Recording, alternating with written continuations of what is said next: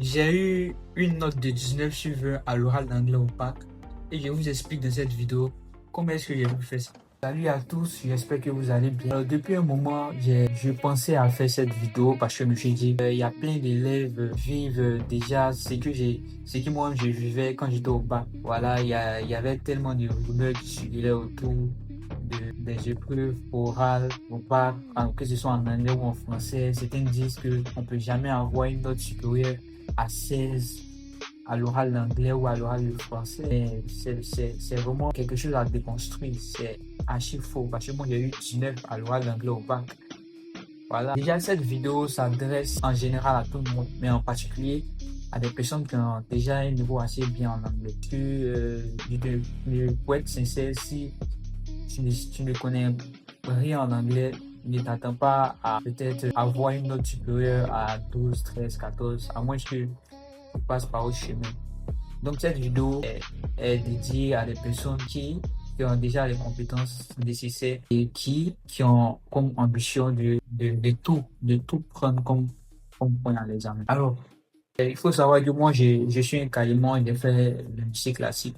Et depuis la classe de troisième, moi j'arrivais à m'exprimer en anglais.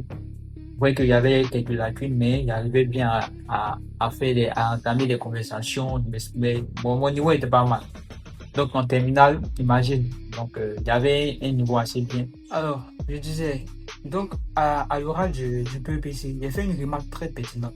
Donc c'est avec cet état d'esprit-là, pour cette remarque-là m'a abordé des leçons. C'est avec cet état d'esprit-là, ces leçons même que je suis allé au bas. Voilà, je voulais les appliquer et voir un peu le résultat. Donc, je suis arrivé, tout s'est bien passé. Je suis resté dans les normes, dans les principes. J'ai choisi le test. Au départ, déjà, elle était un peu énervée contre moi parce qu'il n'y avait pas ma casque scolaire. J'ai dit ça à la maison. Bon, c'est plus une histoire. Donc, elle était un peu en colère avec moi. Donc, je faisais l'effort de dissoudre un peu cette colère-là en répondant bien aux questions. Quand elle a compris que bon, je maîtrisais bien les tests, j'ai tenté maintenant ma méthode, qui était je le jouais maintenant, moi, je voulais que les choses tournent autour de moi maintenant, pas autour d'elle. C'est elle qui interroge. Si elle a le monopole